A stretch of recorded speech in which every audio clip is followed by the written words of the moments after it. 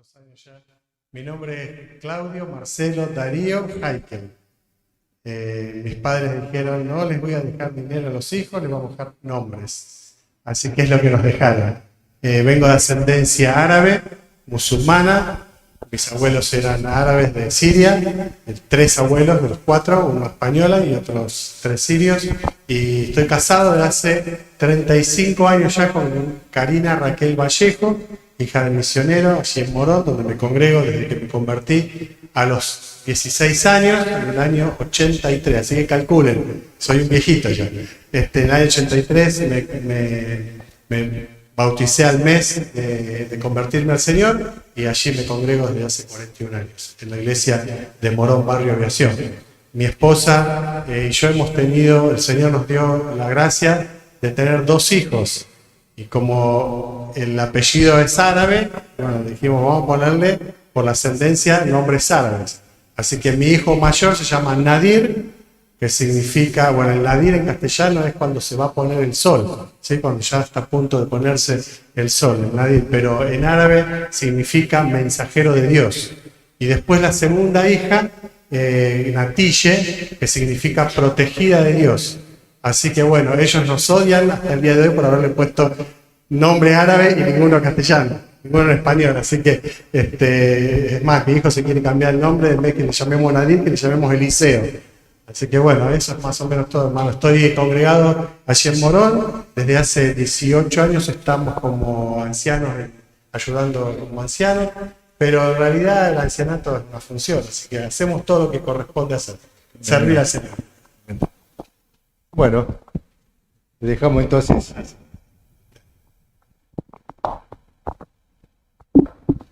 Bueno, hermanos, en estas 3 horas y media de mensaje que vamos a tener, hay las caras de ustedes, ya se están preparando las carteras las hermanas para irse. En 40 minutos se van todas. No, vamos a tener 40 minutos, la palabra de Dios, vamos a tratar de no limitarla a nuestro horario y tiempo, ¿no es cierto? Porque muchas veces nos pasa eso, pero yo suelo no tener más de 40 minutos, 30, 35 o 40 minutos las exposiciones, porque la mente del ser humano no soporta más tiempo en forma continua tener una persona que le hable todo el tiempo, ¿no es cierto? Nos pasa cuando uno estudia, ya sea en la escuela, en la universidad. Así que vamos a tratar de tener este tema tan importante que los hermanos han propuesto, pero antes de tratar y de ir a la Biblia, a la palabra de Dios que nos va a llenar en esta noche, como hace cada vez que abrimos la palabra de Dios, les quiero decir a la iglesia aquí en calle 527, bienaventurada, querida iglesia, por estos 38 años, que tengan 38 años de bendiciones, de hermanos que están fuertes, que están creciendo, que están sumándose a este trabajo maravilloso que están haciendo y este servicio para nuestro Dios. Y es el tema que nos convoca en estos días. Vamos a ir en primer lugar a Filipenses capítulo 3, versículo 7, que es justamente el pasaje que vamos a leer los 3 días para después desprendernos en otros muchos pasajes que la palabra de Dios nos va a llevar. ¿Para qué? En primer lugar, para fortalecer nuestras vidas, fortalecernos en el Señor. Eso lo dice Efesios capítulo 6, versículo 10. Fortaleceos en el Señor y en el poder de su fuerza. ¿Y para qué fortalecernos? Para tener esperanza, para continuar corriendo esta carrera que Dios nos propuso, para tener en nuestra vida fidelidad a nuestro Dios y para que nosotros podamos gozarnos o disfrutar la vida cristiana como Dios nos ha propuesto el día que nos ha llamado a través del Evangelio del Señor Jesucristo. Dice así la palabra de Dios en Filipenses capítulo 3, versículo 7, pero cuántas cosas eran para mí ganancia, las he estimado como pérdida por amor de Cristo, dice el apóstol Pablo. Esto lo dijo él, en realidad es palabra de Dios, inspirada en el corazón y en la mente del apóstol Pablo. Pero ahora lo vamos a tomar como propio y lo vamos a leer todos juntos, como si fuera nuestro. Yo les acabo de decir que lo dijo el apóstol Pablo, pero ahora vamos a tomarlo como si fuera mío. Yo, Marcelo, voy a decir esto, y ustedes en cada uno de sus nombres dirán esto. Todos juntos. Pero cuántas cosas eran para mí ganancia, las he estimado como pérdida por amor de Cristo.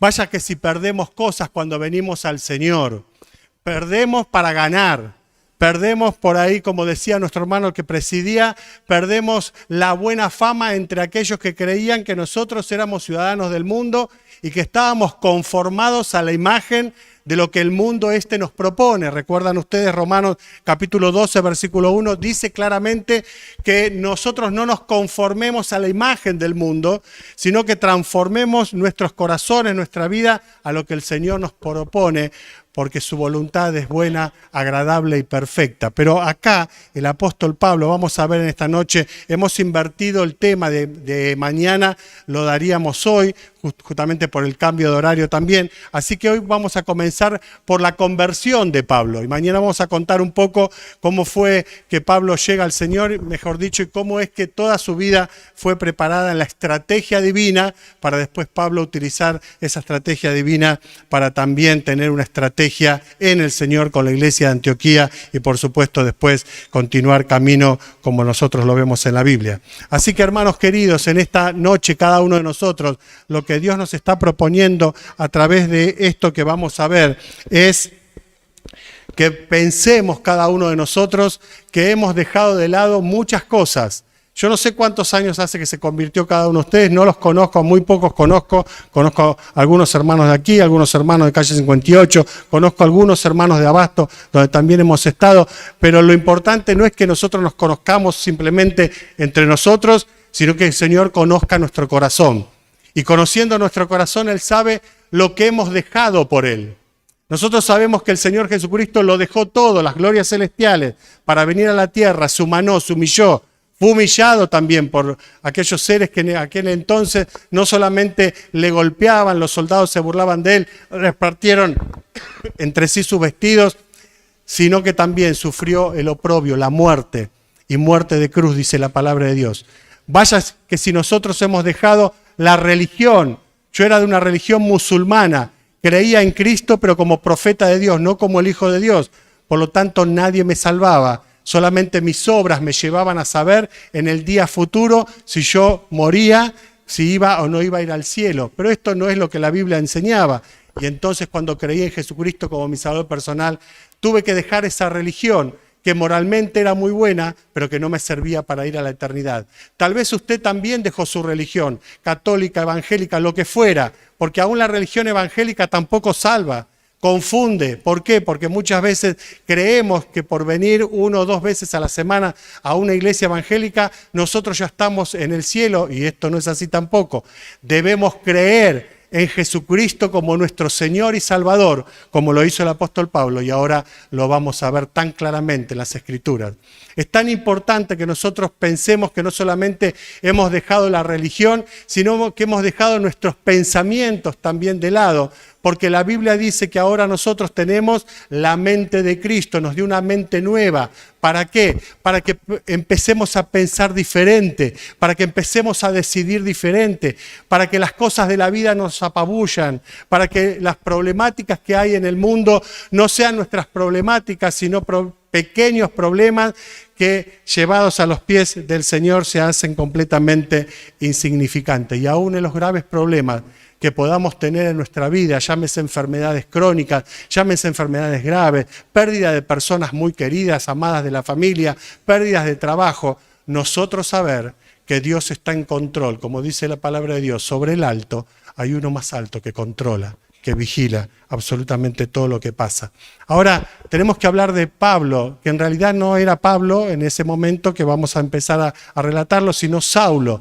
Saulo era un ser extraordinario en cuanto a su preparación. Lo vamos a ver más en definición mañana, pero solamente quiero decir que era una persona que significa pedido a Dios. Saulo es la misma palabra o el mismo nombre de Saúl.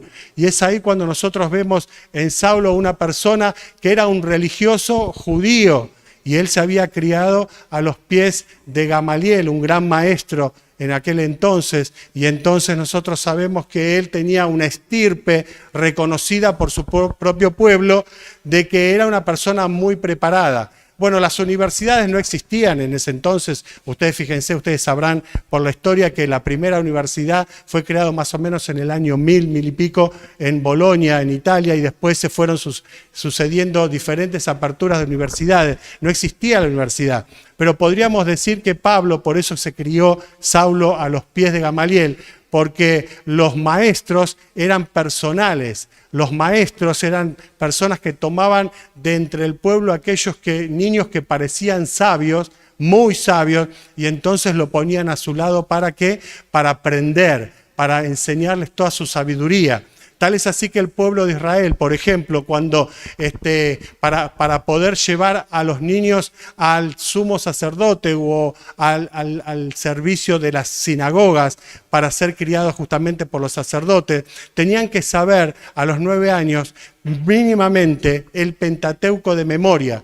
De aquellos niños que no era una competencia, pero que sí competían en una forma imaginaria para ver quién se sabía todo el Pentateuco a esa edad, eran los que quedaban posteriormente, los mejores, los que más sabían para poder ser ejercitados en la religión justamente de aquel entonces.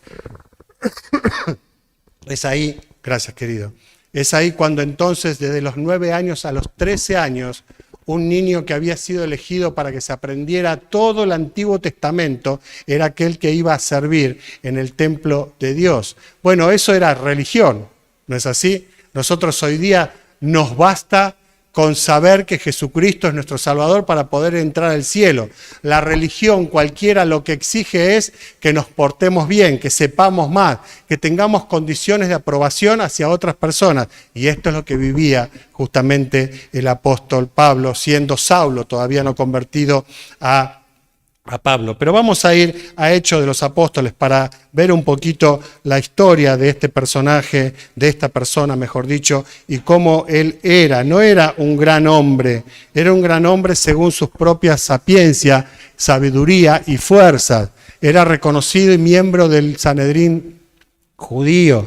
Era miembro justamente de aquel ejército contrario al evangelio, contrario a los cristianos, contrario a los llamados los del camino, porque los cristianos no se llamaban en los primeros años cristianos, se los llamaba los del camino. Se llamó cristianos más o menos unos 30, 35 años posteriores a la ascensión del Señor Jesucristo después de haber muerto y resucitado, y es ahí entonces cuando nosotros vemos que por qué se los llamaba los del camino. Bueno, hay dos situaciones que nosotros vamos a ver en esta noche y por qué impactó tanto también en la vida de Saulo esto que él estaba viviendo. Ustedes recuerdan el capítulo 7 de Hechos, no lo vamos a leer, por supuesto, todo porque no tendríamos el tiempo para poder hacerlo, que Esteban comienza a hablar, que era uno de los diáconos elegidos en el capítulo 6 de Hechos, ¿para qué? Para servir a las mesas. Y tenían que tener 3 condiciones extraordinarias estas personas que a oído de cualquier persona, para servir a las mesas, bueno, llama a cualquier hermano, no es así. La palabra de Dios dice que, en el capítulo 6, versículo 3, que los apóstoles dicen, busquen a varones de entre vosotros, a 7 de ellos, de buen testimonio, 3 cosas importantes, buen testimonio, llenos del Espíritu Santo y de sabiduría. No era cualquiera que venía y tocaba la guitarra, no era cualquiera que venía a acomodar los bancos, no era cualquiera que venía a servir las mesas, eran hombres de Dios. Hoy mencionaba esta palabra nuestro hermano hablando de otras cosas, ¿no? de otros hermanos también justamente esto, hombres de Dios o mujeres de Dios. Cuando eran elegidos alguien para servir, eran hombres de Dios. Y justamente esto llama la atención. ¿Por qué? Porque Saulo creía que era un hombre de Dios, pero no lo era. Creía que llevaba a aquellos cristianos a la cárcel porque eran contrarios a la religión judía, pensando que hacían un bien a Dios. Y por supuesto que hacía un mal muy grande. Tal es así el hecho que cuando Saulo está todavía escuchando a Esteban, fíjense en el capítulo 7, versículo 58, dice, echándole a Esteban fuera de la ciudad, le apedrearon y los testigos pusieron sus ropas a los pies de un joven que se llamaba Saulo. Habían pasado más o menos 15 años del comienzo del cristianismo, mejor dicho, de la iglesia, ¿no es cierto?, del día de Pentecostés. Y en estos 15 años aparece este joven lleno de sabiduría, de buen testimonio, y entonces comienza a hablar de tal manera que los religiosos empezaron a tapar los oídos, porque el religioso no quiere escuchar vida. El religioso no quiere que le cambien el camino. El religioso no quiere que le cambien el rumbo. El religioso solamente quiere seguir su religión. ¿Para qué? Para poder creer que sabe que va al cielo. Y esto no es así. Y esto le pasaba a Saulo. Estaba a los pies de Esteban y él escuchó todo lo que Esteban dijo. Y pensemos nosotros en todo lo que hizo en el corazón de Esteban, lo que Esteban decía, lo que Dios había hecho en su vida, lo que la iglesia de Jerusalén había impactado en la vida de Esteban y cómo Esteban había servido al Señor. Pero Saulo era aquel que era testigo de aquello que Esteban relataba. Comenzando del Antiguo Testamento por Moisés y todos los profetas, les mencionó todas las escrituras de lo que hablaban del Señor Jesucristo. Y entonces Saulo estaba ahí, dice, y apedreaban a Esteban, mientras él invocaba, decía, Señor, Jesús recibe mi espíritu, encomendó su muerte al Señor. ¿Es lo mismo que a nosotros nos pasa tal vez o no? No encomendamos muchas veces ni la vida y muchas veces tampoco estamos preparados para encomendar la muerte al Señor, ¿no es cierto? Porque nos queremos quedar en esta tierra. Miren, en enero estuve internado con mi 6ª neumonía y yo le decía al Señor, Señor, ¿será esta vez? Y mi esposa me decía, pero amor, ¿cómo vas a decir eso? Si te vas al cielo, no te vamos a ver por un tiempo, le digo yo, por un tiempo. Mi casa eterna está en los cielos. Por eso el Señor en Juan capítulo 14 dijo, no se turbe vuestro corazón, no se turbe su corazón cuando esté enfermo, no se turbe cuando tenga problemas, no se turbe cuando tenga dificultad, no se turbe cuando el mundo lo odie, no se turbe. Creéis en Dios, creed también en mí, dijo Jesús. En la casa de mi Padre muchas moradas hay. Voy pues a preparar lugar para vosotros, para que donde yo estoy, vosotros también estéis. Y vendré otra vez, dice el Señor, y los tomaré. Hermanos queridos, la iglesia del Señor entrará toda junta al cielo, a la casa del Padre. Cuando nosotros partamos de esta tierra, unos antes, otros después, otros partieron ya hace 2000 años, 1900, 1500, 500 años o el año pasado, todos ellos están en la presencia de Dios, pero no en la casa del Padre. Por eso que el Señor vendrá en las nubes a buscar a su iglesia y toda su iglesia, los muertos en Cristo, resucitarán primero. 1 Tesalonicenses capítulo 4, versículos 11 al 18, dice que resucitarán los muertos y luego los que hayamos quedado, si viene el Señor en este tiempo, seremos arrebatados juntamente con ellos y transformados para estar para siempre con el Señor. ¿Dónde? En la casa del Padre. Por eso que no tenga miedo a la muerte, no tenga miedo a la enfermedad. Por eso que esto que leíamos al principio, el apóstol Pablo dijo, todo lo he tenido como pérdida. En otra expresión dice, todo lo he tenido por basura por causa del nombre de Cristo. ¿Por qué? Porque ni aún estimo preciosa mi vida por causa de Él. ¿Estamos preparados para esto? Saulo todavía no. Pero fíjense, dice el versículo 60 de Esteban, y puesto de rodillas clamó a gran voz, Señor, no le tomes en cuenta este pecado. Y habiendo dicho esto, durmió. Estas palabras seguramente impactaron en este joven Saulo que estaba al costado o al lado de las ropas de Esteban porque lo habían desnudado de sus ropas para apedrearle. Y dice el versículo 8, y Saulo consentía en su muerte. Consentía, aprobaba, estaba feliz, estaba contento. Estaba diciendo en el castellano que nosotros hablamos en Latinoamérica, bien hecho, te lo mereces, te mereces este tipo de muerte. Pero la palabra de Dios ya estaba haciendo mella en el corazón de aquella persona que Dios estaba llamando para que dedicara su vida hasta la muerte por causa de Cristo, quien sería su Salvador. Y dice así, versículo 1, capítulo 8, en aquel día hubo una gran persecución contra la iglesia que estaba en Jerusalén, y todos fueron esparcidos por las tierras de Judea, de Samaria, salvo los apóstoles. ¿Por qué, hermanos, esto? ¿Porque Saulo se le ocurrió? No, estaba todo planificado por Dios. 15 años la iglesia, Hechos capítulo 2, dice que el Señor envía al Espíritu Santo, recuerdan que lo había prometido. Cuando desciende el Espíritu Santo empezaron a hablar todos los apóstoles, los discípulos en idiomas, lenguas repartidas como de fuego porque no las conocían por el Espíritu Santo, y todos los prosélitos de diferentes lugares que eran judíos pero que venían de todas las naciones de alrededor, escuchaban el evangelio en el idioma que ellos necesitaban escuchar y conocían. Y entonces ahí comienza la iglesia de 120 que ven ascender al Señor al cielo, Hechos capítulo 1, pasamos a más de 3.000 y después en otro mensaje de Pablo y los discípulos a más de 8.000 y así se fue multiplicando y en 15 años la iglesia en Jerusalén explotaba de gente, tal era así que el templo se llenaba no de judíos ya, sino de cristianos, de judíos cristianos, porque se iban convirtiendo todos al evangelio y sus vidas eran diferentes, habían cambiado su corazón, habían cambiado su mente, su forma de vivir, eran generosos, ofrendaban, no hacía falta que se hable del tema de la ofrenda, como hoy día hay que pedir por favor que los hermanos ofrenden para que la obra continúe adelante, para hacer algo en la iglesia. Esto no debe ser así y esto no fue así en la historia de la iglesia primigenia. ¿Saben por qué? Porque el Espíritu de Dios impactaba tremendamente en el corazón de las personas que habían recibido a Jesucristo, porque habían comprendido que Jesucristo era el Salvador. Pero tenemos que comprender, hermanos queridos, que no solamente Jesucristo es el Salvador, sino que Jesucristo es mi Salvador, en forma personal. Es el Salvador de Marcelo Heikel, de Claudio Marcelo Darío Heikel, con DNI tanto, pero transformado a la imagen de aquel que lo dio todo por Marcelo. Hermanos, ¿estamos pensando lo mismo cada uno de nosotros? Amén, que sea así. Ahora la palabra de Dios dice que fueron esparcidos, claro, 15 años, contentos, felices, miles de creyentes en Jerusalén. ¿Qué había dicho el Señor en Mateo 28?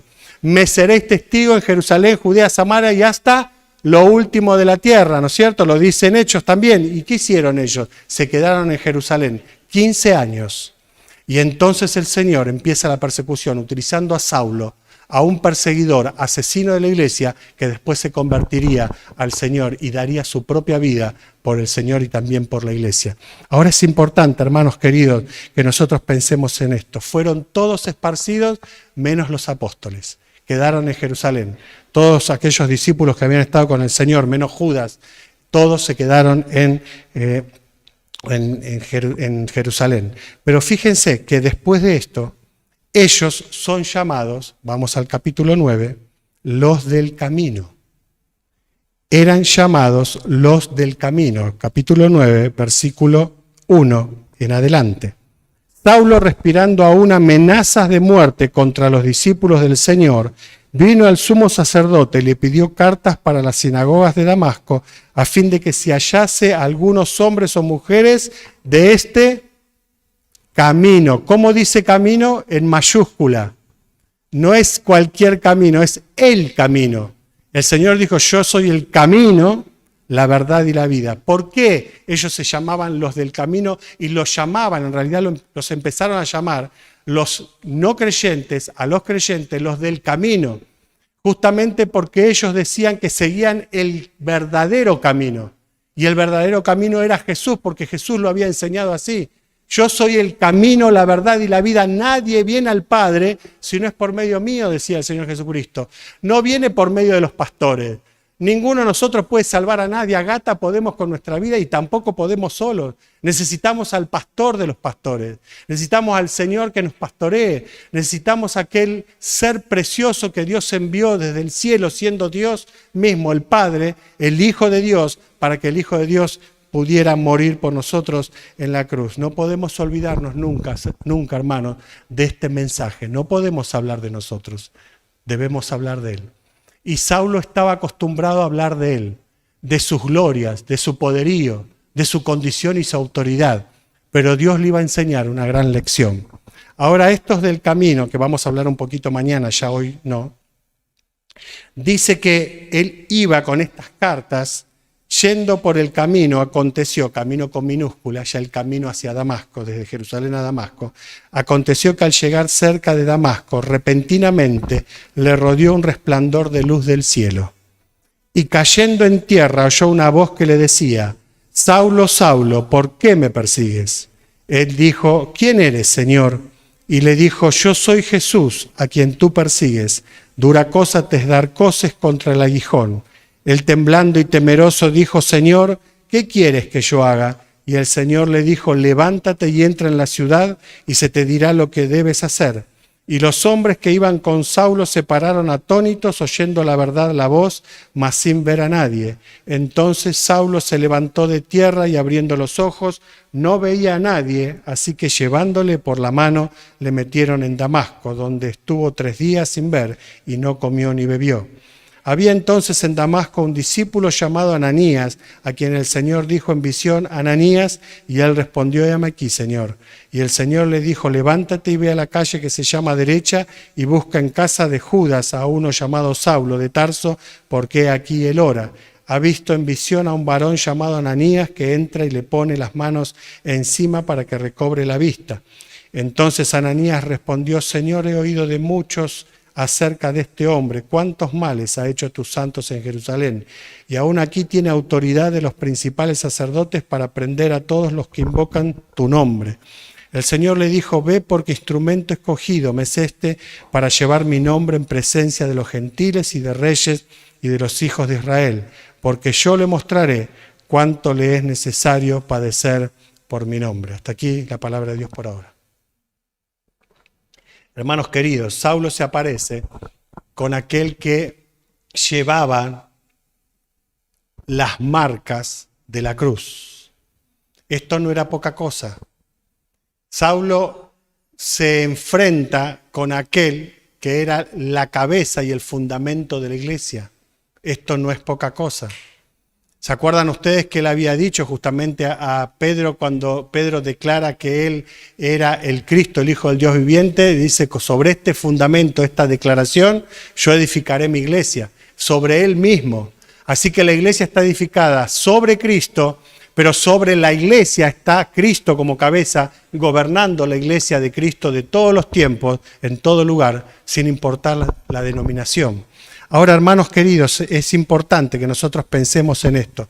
Este Saulo, que era celoso y perseguidor, se encuentra débil o debilitado completamente. ¿Por qué? Porque encuentra a uno más poderoso que él. Por eso que cuando se cae al piso sin ver nada, quedando ciego por 3 días, escucha una voz, y esa voz le dice: Saulo, ¿por qué me persigues? Perseguir a un hijo de Dios era lo mismo que perseguir justamente al Señor. Y esto, hermanos, no lo tenemos en cuenta muchas veces, pero recuerden ustedes que Satanás nos busca a nosotros ¿para qué? Bueno, a los discípulos el Señor dijo: Satanás los ha pedido para zarandearlos. Esto a los discípulos. Pero a Pedro le dijo justamente cuando Pedro escribe que nosotros somos buscados por Satanás como león rugiente porque él nos quiere devorar.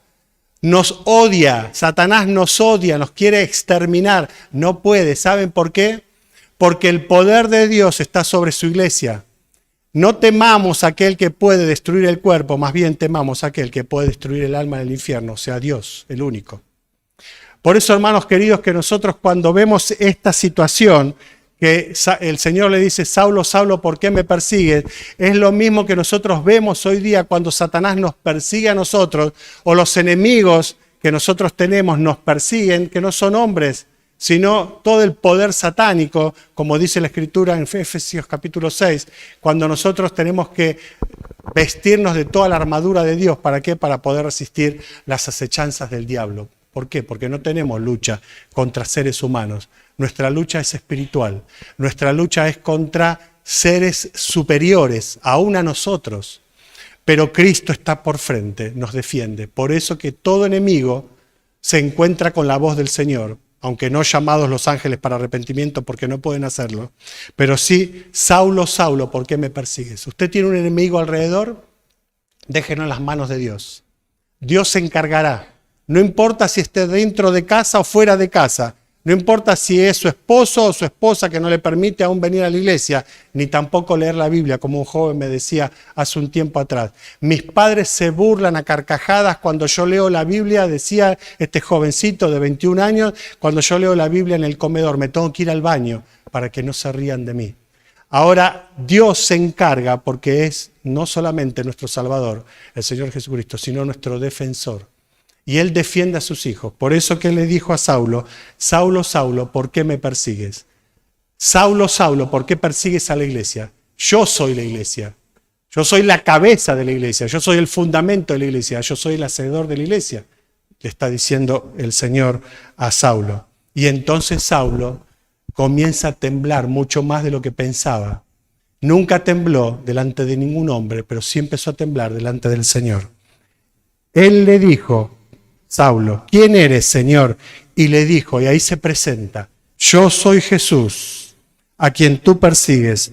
Dura cosas te dar cosas contra el aguijón. Le está diciendo justamente, yo soy el que soy. Yo soy Dios. Y si vos me seguís persiguiendo, el que te vas a lastimar vas a ser vos. Por eso dura cosas te dar cosas contra el aguijón. El aguijón es un gancho que se utilizaba antes para arriar los animales, ¿no es cierto? Que tenía como una púa, que justamente cuando eran arriados, si el animal se esforzaba para tirar, para ir a otro lado, justamente era lastimado. Y entonces lo está comparando el Señor con esto. Está diciendo, ¿vos querés que podés luchar contra mí? Es imposible, porque cuanto más persecución había, más gente se convertía. ¿Y por qué más gente se convertía? Porque esto está en el capítulo 8, porque ellos iban hablando del Evangelio en el camino. Los del camino no hablaban de los problemas, no hablaban de la persecución, no hablaban de sus cuitas o de sus dolores. Hablaban del Señor, predicaban el Evangelio siendo perseguidos y trataban de sumar más personas al reino celestial, como acabamos de cantar al principio, recuerdan ustedes, arrebatándole de las garras de Satanás a personas del infierno. Hermanos queridos, qué bueno si nosotros pudiéramos tomar este ejemplo en forma personal, pero también como iglesia, y saber que nadie puede perseguir al Señor o a su iglesia y salir victorioso. Ahora, dice algo que muestra lo que yo les comenté recién. Él temblando, dice, temblando y temeroso. Dos cosas importantes. Uno puede temblar de frío, ¿o no? Yo he temblado muchas veces de frío. El año pasado, en diciembre, estaba en Ushuaia, que de ahí me agarré la neumonía, y tenía un frío, hermano, y temblaba, pero no de miedo, de frío. Ahora Saulo temblaba por las dos cosas. Porque su alma fría estaba siendo llamada por Dios y esto él le tenía miedo. ¿Saben por qué? Porque toda la estructura religiosa se caía de Saulo porque ya no había argumento para poder decirle al Señor nada. Y entonces temblando y temeroso. ¿Por qué? Porque se dio cuenta que era Dios mismo que estaba hablando con él. Era el Señor Jesucristo, no era cualquiera. No era un apóstol, ni siquiera un apóstol. Era Dios mismo que se le presentó y le dijo, Saulo, Saulo, ¿por qué me persigues? No lo hagas más. Y entonces Saulo no dijo, Señor, me convierto, nada. Inmediatamente su conversión fue hecha. Fíjense lo que dice en el versículo 6. Señor, ¿qué quieres que yo haga? Señor, ¿qué quieres que yo haga?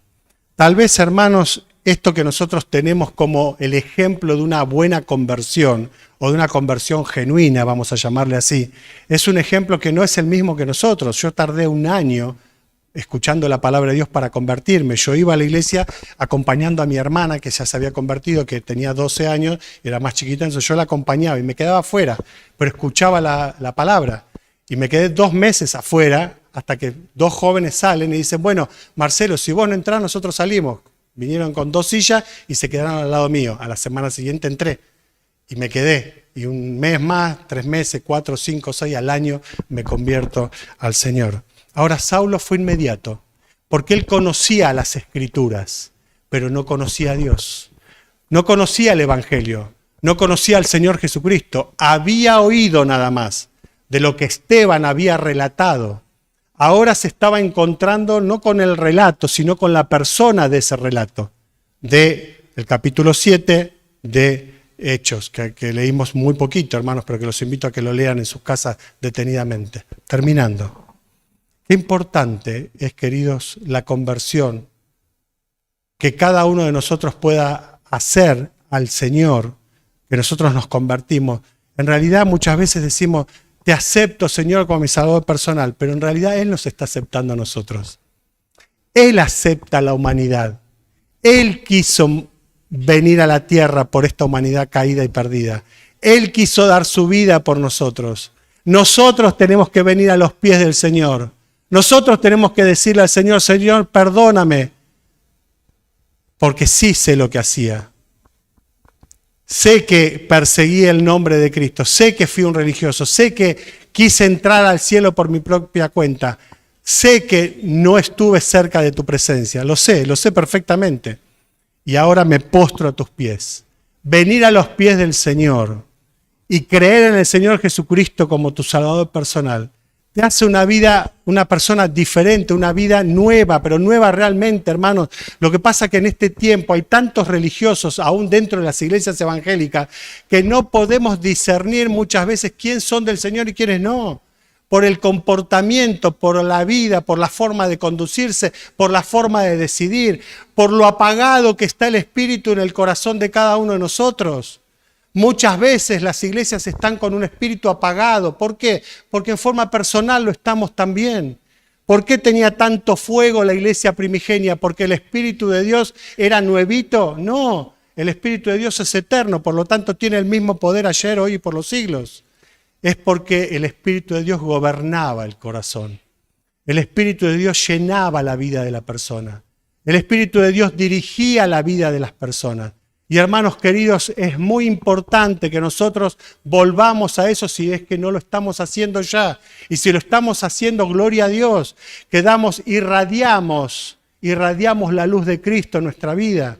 El Señor se lo dijo en el Sermón del Monte a los judíos, al pueblo de Israel. Vosotros sois la sal del mundo y la luz del mundo, pero no están salando y tampoco fueron luz. Por eso el Señor a los suyos vino y los suyos no lo recibieron, mas a todos los que quieren ser luz, a todos los que le recibieron les dio el derecho, la potestad, la autoridad, la herencia de ser llamados hijos de Dios. Somos hijos de Dios, hermanos, y esto lo comprendió Saulo. Por eso que ese gran hombre que se creía grande, poderoso, de autoridad, se convierte en Pablo, el pequeño, el insignificante para los hombres, el despreciado posteriormente por todos. ¿Por qué? Por causa de Cristo. Y terminamos con esto de Filipenses 3:7. Vamos a leerlos todos juntos nuevamente, hermanos, y con esto termino. Dice: pero cuántas cosas eran para mí ganancia, las he estimado como pérdida por amor de Cristo. Las conversiones que se relatan en la Biblia en apariencia eran pérdidas, pero cada uno de los convertidos lo tenían como ganancia. ¿Se acuerdan ustedes aquel hombre que se sube a un árbol y quería encontrarse con Jesús? ¿Recuerdan? Que era un pecador, un publicano, un cobrador de impuestos, un ladrón porque le había robado a todo el mundo, porque era así el publicano. Le robaba a la gente, no solamente cobraba para el imperio, sino cobraba para sí mismo. Y entonces dice: me arrepiento, me convierto al Señor, lo estoy parafraseando. Y si en algo he defraudado a alguien, lo devuelvo cuadruplicado. Sabía perfectamente que tenía que devolver mucho y sabía perfectamente que iba a quedar prácticamente pobre, pero estaba dispuesto a perderlo todo por Cristo.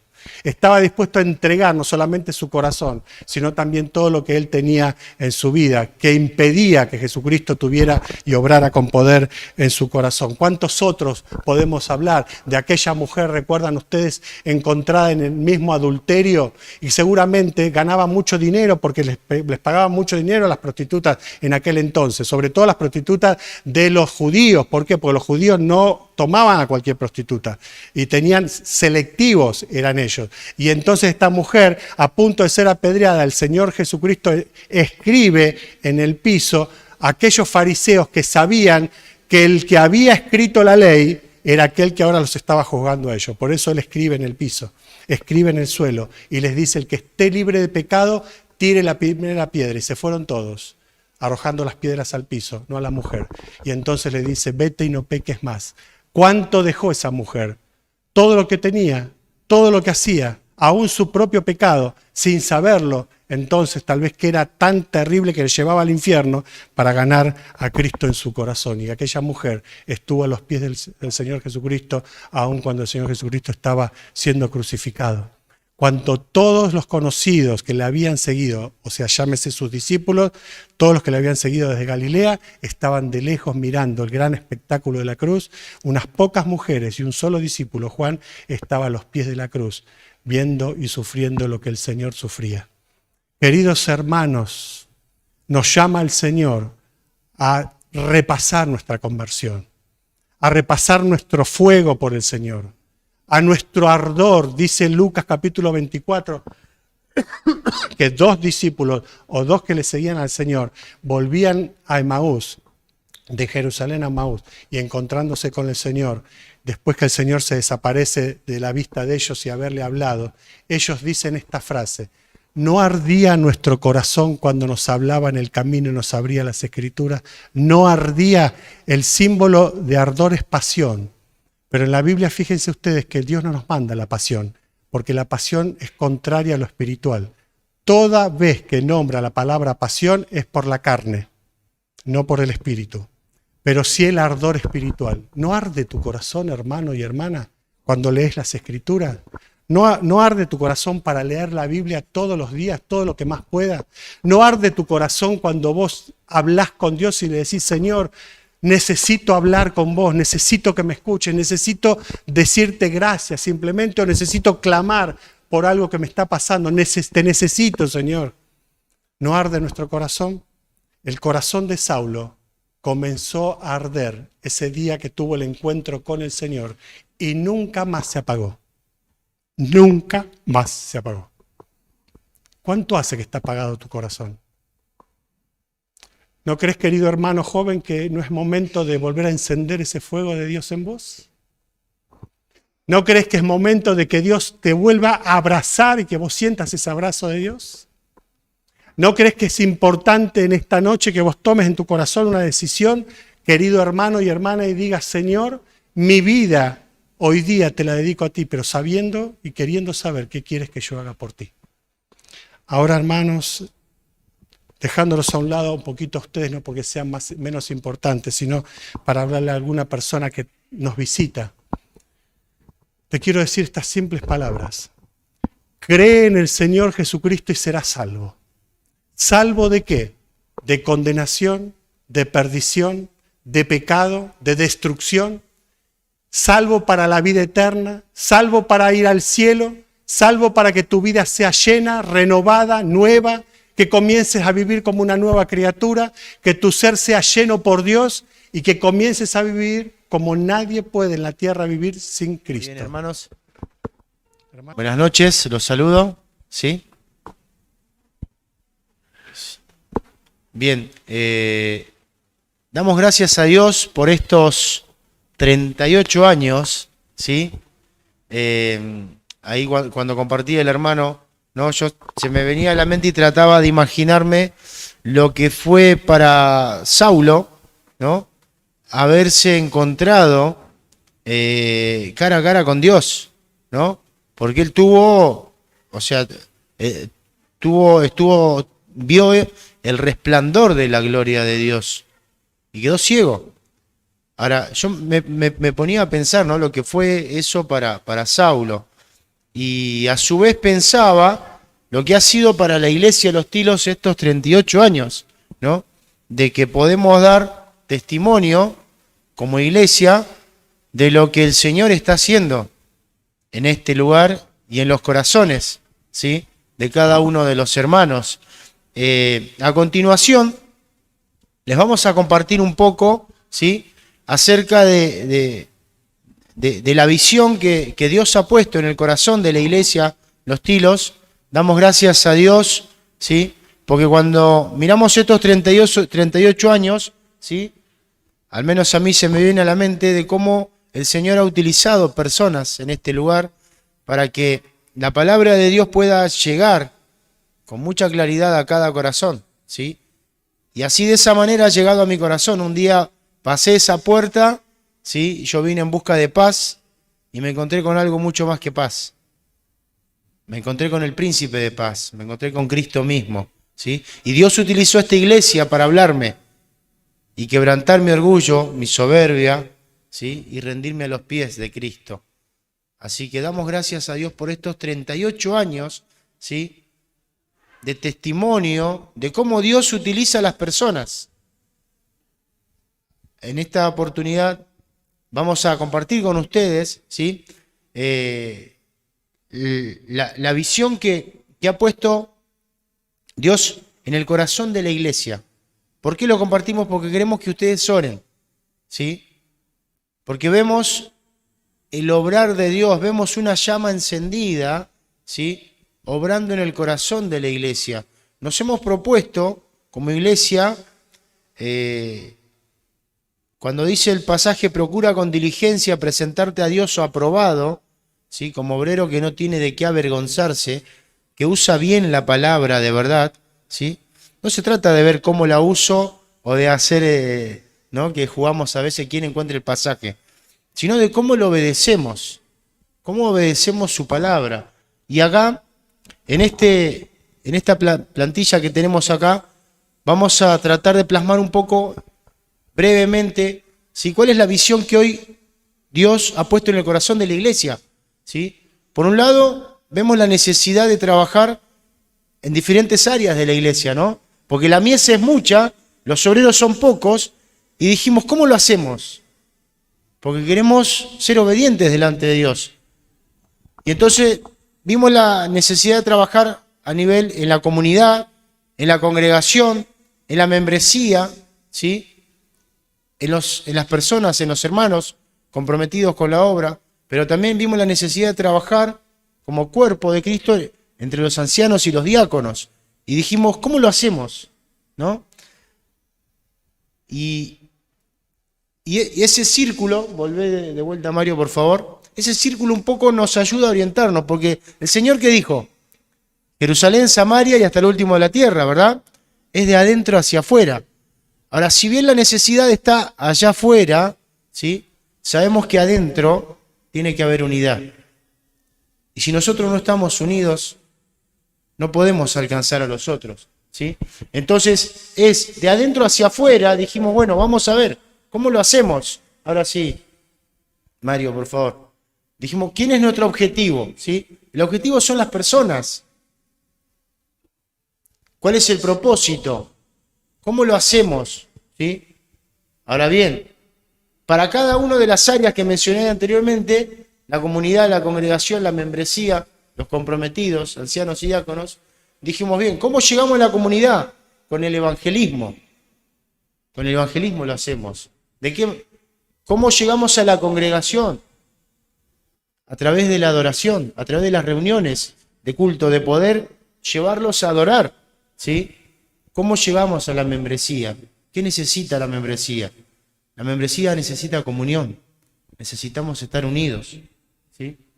Y los comprometidos necesitan discipulado. Necesitamos discipulado. Y ancianos y diáconos estar unidos en el ministerio. Ahora bien, tenemos el propósito. ¿Cuál es el objetivo? ¿Cómo lo hacemos? ¿Sí? Dijimos a la comunidad a través del evangelismo, actividades evangelísticas. ¿Sí? A la congregación, reuniones de enseñanza, de adoración. A la membresía, ¿cómo generamos esa comunión? Y que ahí quiero detenerme, ¿no? Porque cuando uno dice la membresía, yo creo que uno dice, bueno, sí, ya son miembros de la iglesia hace muchos años y creemos que por defecto, ¿sí? Hay comunión. Pero yo quiero decirles que el Señor nos ha humillado, nos ha llevado a mirarnos más adentro y realmente no había una comunión entre nosotros, ¿sí? Entonces Dios nos ha humillado y nos ha llevado a mirar hacia adentro y a trabajar en la comunión. Muchas veces uno mira al otro, ¿no? Porque vemos que la necesidad está afuera. Pero en la iglesia, en este tiempo, Dios está haciendo un trabajo, ¿sí? A nivel comunión, a nivel unidad, ¿sí?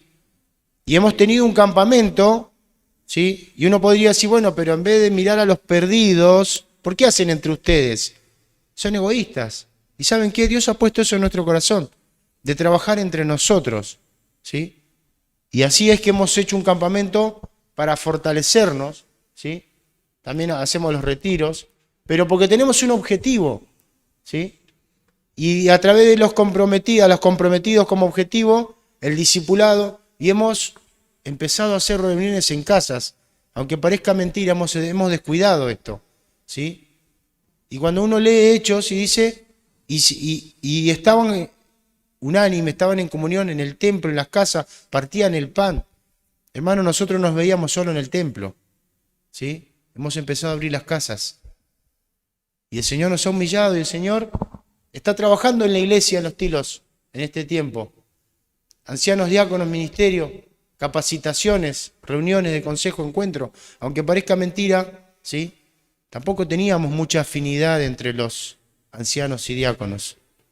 Y Dios ha empezado a pulir esas cosas, ¿sí? Porque realmente creemos que tenemos que estar unidos como un solo cuerpo. La palabra de Dios dice como un solo hombre, ¿no?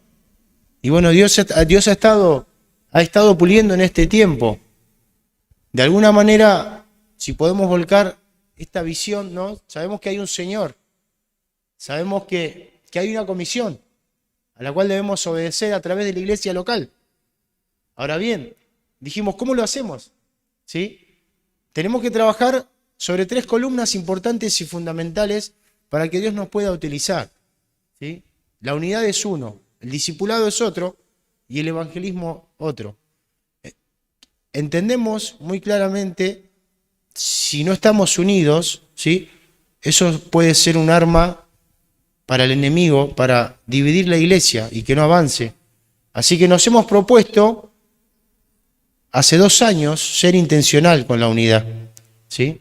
Trabajar en el liderazgo entre nosotros, primeramente, que haya un cuerpo unido dentro de la membresía, ¿sí? Ser intencionales y dentro de los ministerios. Nos hemos propuesto, ¿sí? Como meta, trabajar en esto. Porque ¿saben qué? Nos dimos cuenta algo, que no sale por defecto, ¿sí? Al contrario, nosotros por defecto tendemos al individualismo. Y Dios nos ha mostrado esto, y hace 2 años más o menos estamos trabajando en la unidad, ¿sí? Y que luego, el año pasado empezamos a ser más intencionales que en el discipulado, pero sin descuidar la unidad. Porque no es que uno ya alcanzó a un lugar donde puede dejar esto así y abarca otra cosa, no. Uno tiene que seguir alimentando eso, ¿sí? Y entonces hemos empezado a trabajar en lo que es discipulado, ¿sí? Ahora, discipulado, bien, seguí aquello, ahí, bien. Discipulado entre ancianos y diáconos, ¿sí? Aunque parezca mentira, hemos empezado a discipularnos entre nosotros, ¿sí? Porque de eso se trata. Nosotros, Dios utiliza a la iglesia para edificar al cuerpo. Yo necesito que el hermano me edifique por cómo Dios está obrando en el corazón del hermano. Y hemos empezado a discipularnos entre nosotros mismos, entre ancianos y diáconos, ¿sí? Nos reunimos, tenemos un tiempo de la palabra de Dios, compartimos nuestras luchas, nuestras debilidades, y hemos empezado a discipularnos. Ahora bien, luego hemos empezado a discipular también a hombres comprometidos con la obra, ¿sí? Y luego, asimismo, nuestras esposas a mujeres comprometidas con la obra. Digo porque quiero aclarar lo de comprometidos con la obra. Sabemos que la mies es mucha y, discúlpenme si soy muy repetitivo, los obreros son pocos, los recursos son escasos, y dijimos, ¿cómo lo hacemos? ¿A quién? ¿Al nuevo, al que se convierte? ¿Al que viene y le cuesta entrar y por las dudas lo discipulamos? Dijimos, no, vamos a empezar por aquellos que tienen más interés, por aquellos que tienen hambre de la palabra de Dios. Entonces dijimos, bueno, vamos a empezar por aquellos hombres comprometidos con la obra, aquellos que ya están hasta hace un tiempo. Y uno podría decir, pero hermano, ellos están sirviendo, ya están en el liderazgo. ¿Saben qué? No, vamos a empezar a juntarnos con ellos. Vamos a hacer de edificación de ellos y que ellos sean de edificación para nosotros. Así que nos hemos empezado a juntar con los hermanos, hemos empezado a discipular. Y a su vez estos hermanos comprometidos con la obra, que están haciendo discipulado con nosotros, están discipulando a otros hombres comprometidos con crecer. ¿Ven? Y Dios está poniendo esto en el corazón de la iglesia. Lo mismo las mujeres. Mujeres comprometidas con la obra, discipulando a mujeres comprometidas con crecer. Personas que hay interés. A su vez, a nivel ministerio, también tenemos discipulados a la membresía, a la congregación, ¿sí? Indistintamente, el discipulado llega a toda la iglesia.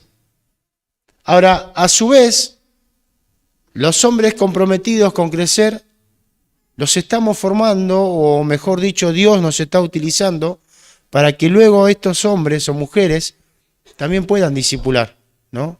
Puedan discipular a otros, porque esa es la gran comisión. Esa es la tarea que el Señor nos ha encomendado y que nosotros como iglesia, ¿sí?, nos hemos propuesto llevar adelante esta tarea.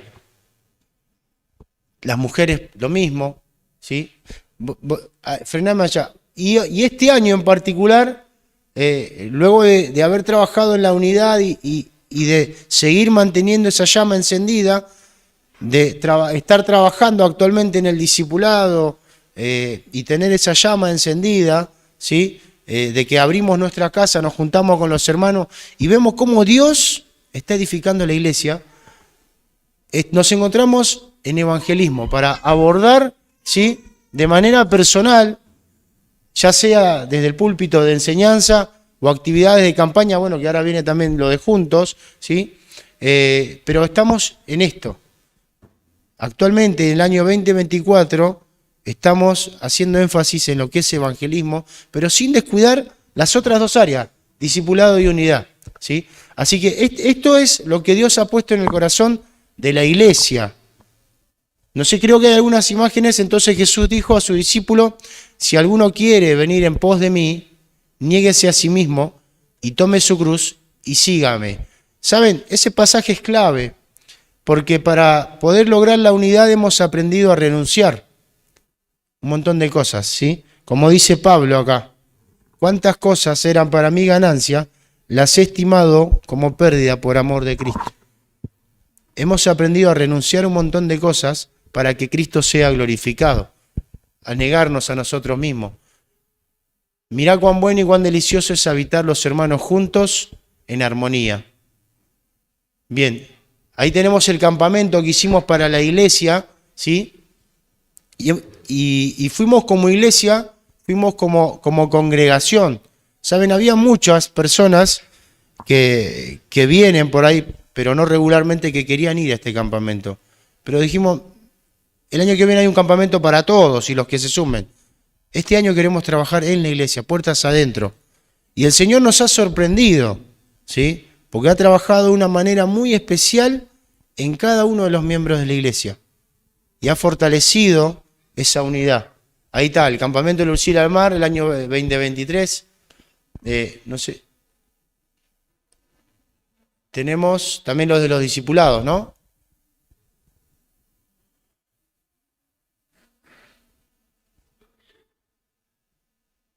Acá. Bueno, ahí están, algunas casas abiertas, ¿sí? Así pues, cualquiera de vosotros que no renuncie a todo lo que posee no puede ser mi discípulo. Ahí está Wildo también, y allá está, a nivel ministerios también. Esos son la manera que estamos usando para los discipulados. ¿Listo, no? ¿Tenemos ahí? ¿O falta alguna? Discúlpeme porque por ahí yo me salteé y le alteré el orden. Id por todo el mundo y predicad el evangelio a toda criatura. Este es el área que hoy estamos enfocando, ¿sí?, que es el evangelismo. Y les dijo: id por todo el mundo y predicad el evangelio a toda criatura. Marcos 16:15. Y ahí lo vemos, algunos hermanos. Esto fue, creo que, la obra que hicimos en Navidad. Bueno, ahí abajo también hay otras actividades. Hermanos, ¿por qué mostramos esto? Porque quizás podíamos haber mostrado la reseña histórica que hacemos todos los años de cómo el Señor ha obrado, ¿sí? Pero quisimos hacer algo diferente este año para que cada uno de ustedes se lleve una tarea, ¿sí? No que se lleven un recuerdo, sino que lleven una tarea. Y es que oren por nosotros. Oren por nosotros porque nos hemos propuesto, ¿sí?, presentarnos a Dios aprobados en obediencia a su palabra, ¿sí? Y realmente creemos firmemente de que la manera es esa. Bueno, acá tenemos el bautismo, que fue hace unas semanas atrás. Bueno, también nos hemos juntado para hacer el muro medianero, teníamos el muro ahí. Bien, y nos quedan estos desafíos también, hablando de tareas, ¿sí? Para que se lleven para orar. El desafío para la iglesia, aparte de lo que estamos haciendo, lo que Dios está haciendo, perdón, en la iglesia, y el desafío es también colaborar con el crecimiento de las iglesias que hoy son anexo, Abasto y Echeverri, que Dios nos utilice también de alguna manera para ayudarlos a crecer a ellos también. Tenemos otro desafío también, que es comenzar una obra nueva, ¿sí? Una obra en las Casuarinas. El Señor ha provisto un terreno ahí y creemos que, bueno, la voluntad de Dios también es abrir un nuevo testimonio ahí. Así que esos son los desafíos. Hace un rato les mostramos la visión, pero queremos que ustedes se lleven una tarea y es orar, ¿sí? Es orar para que Dios, así como estuvo 38 años con la iglesia, pueda estar muchos años más y que pueda utilizar a cada uno de los jóvenes que hoy están acá en la iglesia. Así que se llevan una tarea, no un recuerdo, ¿sí? Damos gracias a Dios por eso. Rogamos sus oraciones para mantener la unidad, para que sigamos haciendo discípulos, para que el Señor nos utilice para salvar más almas para su gloria y para que nunca perdamos la humildad. Oren por eso, hermanos, ¿sí? Queremos pedirle que oren. Vamos a terminar orando para cerrar este tiempo, ¿sí? Porque la verdad que tenemos mucho para agradecer. Les voy a pedir que se pongan de pie, por favor. Nuestro buen Dios, te damos gracias por estos 38 años, Señor, de testimonio, 38 años, Señor, de demostración de poder, Señor, 38 años que tu palabra es comunicada con poder y personas, Señor, se convierten de las tinieblas a tu luz, a esa luz admirable que es Cristo. Gracias, Señor, te damos porque aún hoy, Señor, en la actualidad, tu iglesia, Señor, se pone de pie, Señor, para poder servirte y poder ser un instrumento en tus manos, Señor, para que más personas vengan al conocimiento de la verdad, Señor. Utiliza, Señor, a tu iglesia. Oramos, Señor, para que este crecimiento que le estás dando a la iglesia, Señor, pueda seguir y podamos seguir siendo edificados, Señor, y que realmente seamos hacedores de la palabra y no tan solamente oidores. Bendice, Señor, a cada una de las iglesias también representadas en este lugar, para que también, Señor, podamos mantenernos en unidad las iglesias de La Plata, Señor. También oramos, Señor, por estos desafíos que tenemos por delante, para que en tu gracia, Señor, y con tu poder, Señor, nos permita ser un instrumento útil en tus manos. Gracias, Señor, te damos por este aniversario y gracias, Señor, por las personas que nos visitan para presenciar, Señor, este evento. Oramos, Señor, agradecidos en el nombre de Cristo Jesús. Amén. Pueden tomar asiento. Vamos a ponernos de pie todos y vamos a cantar estos cumpleaños, 38 años, acuérdense, la hice los tilos. Marcelo, ¿dónde? El hermano, venga, le vamos a pedir al hermano Marcelo que pueda pasar también, que nos está visitando, compartiendo la palabra y cómo no pedirle que pueda venir y soplar. Bueno, no vamos a soplar, ¿sí? No vamos a soplar, no prendemos el cabello, sino más cuando nos ponemos gel. Así que, una vez que enciende, cantamos. ¿Preparado, guitarrista?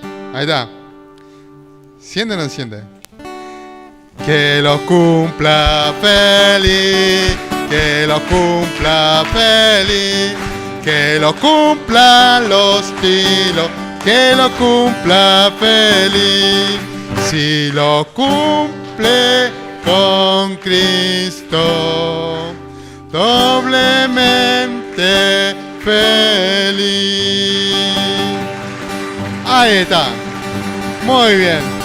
Ahora sí le vamos a pedir que se... ¿Esta se la llevan o no? ¿No? No se la lleva, queda acá. Bueno, ya queda acá. Esta para las autoridades, para los ancianos va a quedar esta. Bien, vamos a pedirle ahí a Cosme que pueda cerrar con una oración. Y bueno. Muy bien, muchas gracias, Ernesto. Muchas gracias a todos por poder ser parte de este nuevo año de testimonio, que esperemos que sean muchos más hasta que el Señor venga a buscarnos. Así que vamos a dar gracias. Querido Padre, te damos gracias, Señor, por esta noche, por este tiempo, Señor, en el cual nos podemos gozar. Porque así, Señor, como tú un día transformaste la vida y el corazón, la mente y la eternidad de Saulo, Señor, tú un día también los has hecho con uno de nosotros, que fue el que trajo la semilla, que fue el que sembró el Evangelio en este barrio. Gracias, Padre, por esas personas que han sido parte de la predicación en este lugar. Y gracias, Señor, por lo que tú has hecho en estos 38 años. No simplemente en Los Tilos, sino a través de la iglesia Los Tilos en diferentes barrios. Echeverri, Abasto, Futuro. Y Señor, no sabemos dónde más tú nos llevarás. Las Casuarinas o al lugar, Señor, donde tú quieras mostrarnos. Ruego, Señor, para que estemos preparados para el desafío que viene, Señor, hacia adelante. Y para que así como tú utilizaste, Señor, a Saulo de Tarso y lo transformaste ahí en ese camino a Damasco, Señor, también podamos impactar la vida de otros hombres y mujeres, Señor, que también llevarán, Señor, ese mensaje tan glorioso. Gracias, Padre, por este tiempo. Bendice, Señor, esta celebración y que también podamos disfrutar los alimentos que vienen a continuación. Oramos y te agradecemos. En el nombre de Jesús, amén.